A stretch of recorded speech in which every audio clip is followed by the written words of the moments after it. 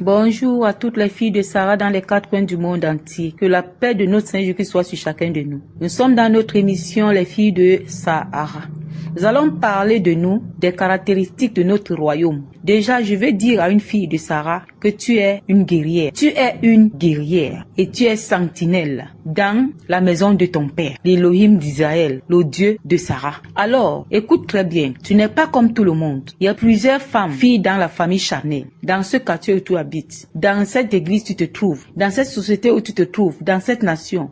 Mais tu es différent. Tu es la fille de Sarah. Tu es une princesse qui porte la couronne royale sur la terre des vivants et sur ta tête. Alors, tu n'as pas intérêt à faire comme tout le monde. Et tu n'as pas intérêt à attendre de tout le monde. Et tu n'as point intérêt de demander à tout le monde. Ce que tu as à faire, c'est d'être consacré à ta mission. La mission de la royauté céleste sur la terre des vivants. Cette mission que Maman Sarah avait accomplie, c'est-à-dire la mission de ramener à Dieu tout ce qui appartient. D'être instrument véritable de Dieu, ou instrument d'honneur, où Dieu peut passer par toi pour bénir les peuples et les nations, pour ressusciter même les morts et pour donner gloire à son royaume éternel sur la terre des vivants. Alors, bien-aimé, tu es béni, une source de bénédiction.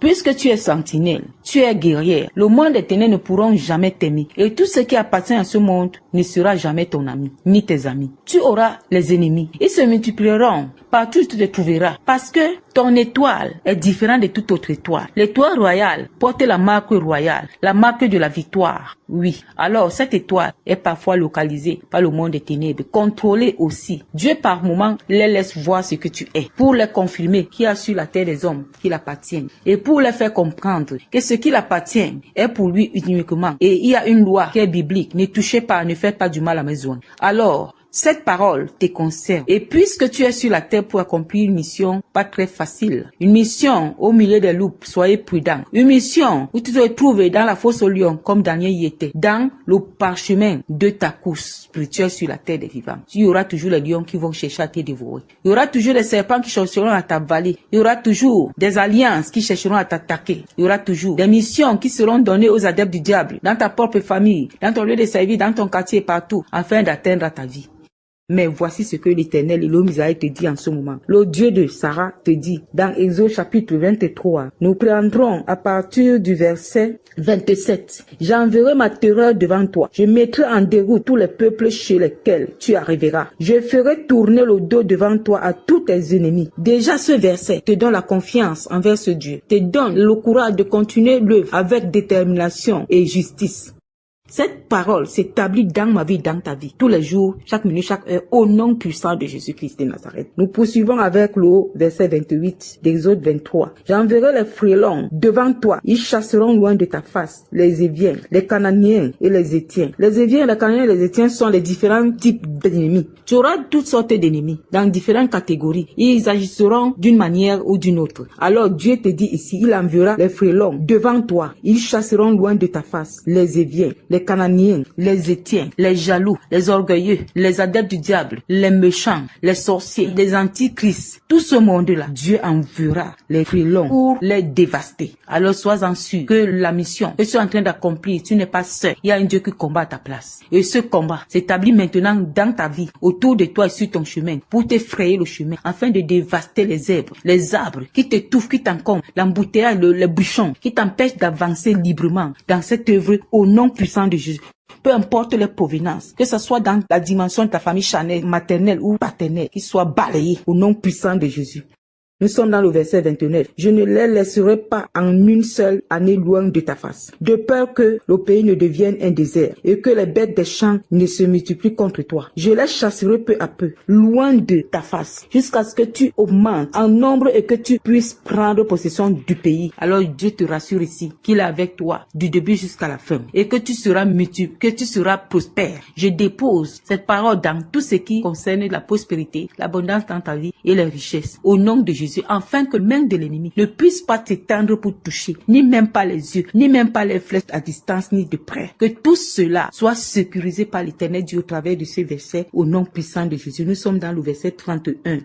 J'établirai les limites depuis la mer Rouge jusqu'à la mer des Philistins et depuis le désert jusqu'au fleuve, car je livrerai entre vos mains les habitants du pays et tu les chasseras devant toi. Amen. Cela veut dire quoi? Pendant que tu seras en train de prier, tu seras en train de prophétiser, de déclarer la parole de l'Éternel sur les problèmes que tu rencontreras, sur les difficultés, les attaques, les combats, tu seras victorieuse parce que tu reçois au travers de ces versets les armes nécessaires venant de la part de ton Créateur au nom puissant de Jésus de Nazareth. Nous sommes dans le verset 32. Tu ne feras point d'alliance avec eux, ni avec leur Dieu. Quand Dieu t'envoie en mission, comme tu l'es aujourd'hui où tu te trouves, fille de Sarah, alors Dieu te donne les ordres, les recommandations, les règles, afin de les appliquer, pour que tu ne te souilles pas avec le monde des ténèbres, parce que déjà tu représentes la lumière. Alors tu es au milieu des ténèbres, pour que les ténèbres soient chassées, afin que la lumière apparaisse dans ce lieu où tu te trouves. Alors cette fois-ci, Dieu t'interdit de te lier à eux, dans leurs rituels, dans leurs pratiques, dans leurs actions, dans leurs manières de faire, de parler, de voir des choses, parce que toi tu es dans la lumière. Celui qui est dans la ténèbre est aveugle, et quand il marche, il pourra tomber même dans un trou parce qu'il ne voit pas. Mais toi qui vois, maintiens ta voyance par la sanctification, par le respect des règles que Dieu te donne dans la mission par laquelle tu es en train d'accomplir pour lui au nom de Jésus.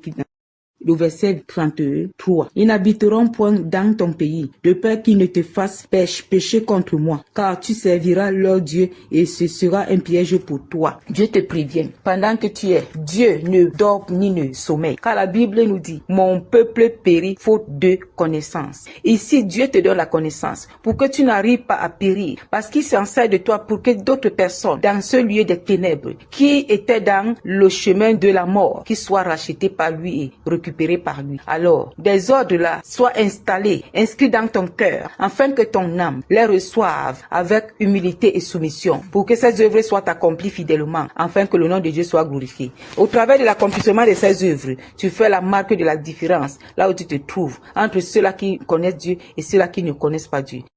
Alors je vais prier maintenant. Père, au nom de Jésus, nous recevons cette délivrance, recevons cet équipement, recevons cette éducation du ciel qui vient à nous sur la terre en tant que tes représentants, fille de Sarah. Nous bénissons ton nom pour l'amour particulier que tu as élevé pour nous, pour l'amour éternel qui triomphe dans notre vie de tout ce que l'ennemi façonne dans le secret. Nous bénissons ton saint nom parce que dans notre pèlerinage terrestre, nous sommes portés par tes bras d'amour. Béni sois-tu pour moi, pour mon frère, pour ma soeur, particulièrement pour les filles de Sarah. Quand je parle de mon frère, que les frères, c'est-à-dire les fils d'Abraham, voient de la manière dont les filles de Sarah cheminent afin de coopérer dans l'obéissance extrême à la parole de Dieu, la soumission et à la gloire que nous donnons à notre Père, pour que également demeurent les fils d'Abraham. Béni sois-tu notre Père, notre Dieu, ce que tu viens de faire dans notre vie maintenant et pour toujours. Reçois la gloire. Nous t'avons prié ainsi. Alléluia. Amen. Bien-aimés, nous sommes à la fin de notre rencontre de cette heure. Que la paix de notre Seigneur Jésus nous accompagne et que la gloire de notre Dieu soit sur l'accomplissement de notre mission sur la terre des vivants. Au nom de Jésus de Nazareth. Alléluia. Alléluia. Alléluia.